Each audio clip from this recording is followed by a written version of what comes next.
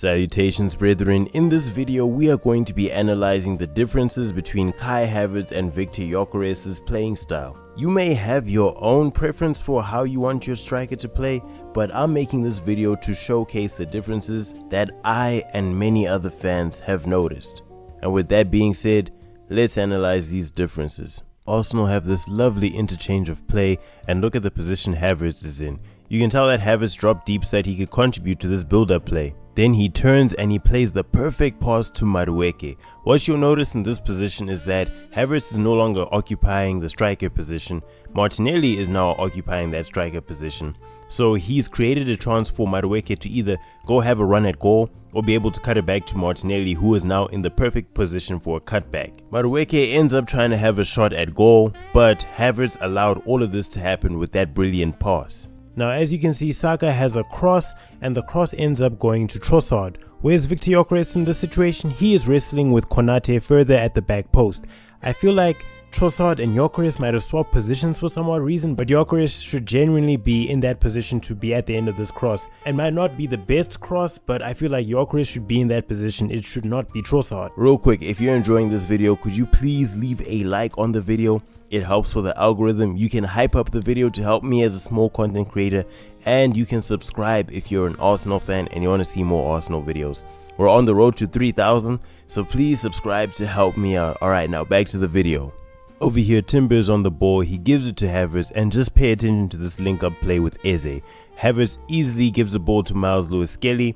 Lewis-Skelly gives it to, I believe, Martinelli. Martinelli then gets to, cross it inside. Only criticism I have for Havertz in that position is maybe he should have been attacking the header more aggressively, but he did have an excellent contribution to the chance due to his link-up play with Miles Lewis-Skelly and Eze. Moving on, we can see that Saliba plays this lovely pass to Timber. Timber tries to cut it back, but it just does not fall to the striker. And when you look at Timber's position in the build-up, he's more of an inside forward than an overlapping fullback. As a matter of fact, Saka is on the overlap. Timber is like an inside forward. He attempts the cutback cross, but I'm actually a little bit happier with Gyökeres' position over here, because if it was fizzed across the box, Gyökeres would have had an easy tap in, so his positioning over here is much better. I can't give all the credit to this play to Havertz, but just look at how fluid our team plays. Look at this link-up play, which allowed us to create that half chance. The team just plays with a certain fluidity when Havertz is there. Saka is on the ball again, absolutely leaves Gyökeres for dead. He cuts into the box. You can tell he's getting ready to cut it back, but unfortunately the ball falls to nobody. When I look back at the cutback, I know the ball left Zubimendi. It was a little bit behind Zubimendi, so Zubimendi couldn't get to the end of it. But when I look at Odegaard's position, it's just maybe I'm nitpicking. I wish Odegaard was in that zone where the ball is right now. If Odegaard was just there, he would have had an easy finish. But that's just me nitpicking. Where's Victor Gyökeres actually? Is that him all the way at the far post? Honestly speaking, was he expecting the ball to go across 5 players to get to him at the far post? I don't know what he's doing at the far post. I feel like he should be closer. Actually, instead of Odegaard being in that position, I feel like Gyökeres, he should have either been in Zubimendi's position to be able to cut it back at the near post, or be in that central position, because there's no way that ball was going to reach him all the way there at the far post. Trossard should be at that far post, considering that Trossard is not doing anything in the current position he's at right now.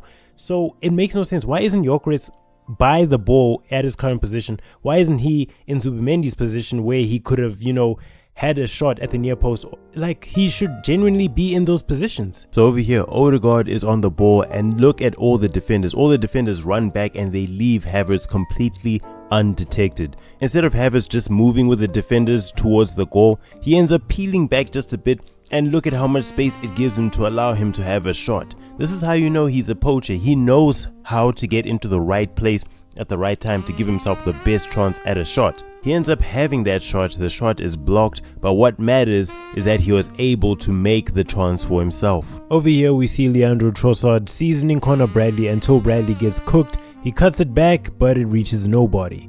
Where is my striker in this situation? Why is Zubimendi always in the dangerous positions?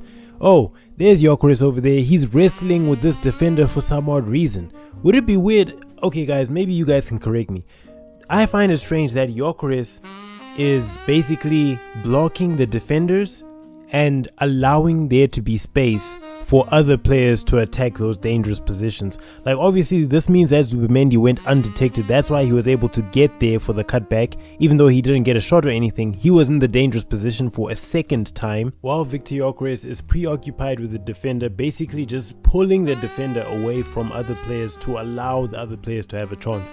Is that his role? Is that what he's meant to do? Is he meant to occupy the box just so that he can, you know, keep the defenders occupied, pull the defenders away from other players to allow Zubimendi to get the shots? But if this is the tactic, if this is the system the whole time, then Gyökeres is never going to score any goals, because his whole job is to be a smoke screen for the defenders. It's almost as if his job is to keep the defenders distracted so that other players can get into attacking positions to enable those players to score. Then if he's constantly doing that, when does he have a chance to score for himself? Norgard plays the pass to Odegaard, but instead of me focusing on the player who has the ball, let's look at Kai Havertz's movement throughout this whole sequence. Look at how he's running with the defender, then he peels back so that he can get a little bit of space to be able to run onto it. He plays it back to Madueke, and then Madueke ends up creating that chance. Personally, I like Havertz off the ball movement because it keeps the defenders guessing. We have to remember that this is Portsmouth. It's not like Liverpool, where Victor Gyökeres definitely had a harder time, but it feels like Gyökeres is having a hard time against every single defense. But you can tell with Havertz's movement that he contributes to the chances being created, and he also gets to the end of these chances, but his off the ball movement keeps the defenders guessing, and I really like the way Havertz plays striker. This one was a bit painful for me. Declan Rice is on the ball. He gives a lovely cross, but no one could get onto the end of it. The man who was closest to the ball was actually Piero Hincapié, but why is my striker again not occupying that position? I like this play because Gyökeres was actually involved in the build-up. He's on the ball. He spots the run which Timber is making. He gives the ball to Timber, and Timber, he pulls off the cross. Now over here, I won't be upset with Gyökeres and his positioning, because it's the 42nd minute at this point when he tries to get involved in the play, because imagine for 42 minutes he's been getting fed absolutely nothing. So now he's trying to get involved in the game in some way, shape or form. So at least he did contribute to the build-up. You can see that our team is generating a lot of chances, but the striker, like, Gyökeres had to change the way he was playing, because no one was finding him, no one was catering for him, no one was putting anything on a plate for him. He had to end up getting involved in the build-up when he should be the finisher. But the way we were playing, he just could not be a finisher. There was nothing being provided for him to be able to finish. Now watch this attack. Saka is with the ball. Van Dijk and Konate opened up, because Van Dijk is covering for Gyökeres, who is not around. I was expecting Gyökeres to make this run through here. Attack this space. Come in between two defenders. Now he can also go round, which if he goes around here, Gravenberch will also play him onside. He can still come around here. He didn't do it. He kept going there. Let me play the video, you will see. He kept going there.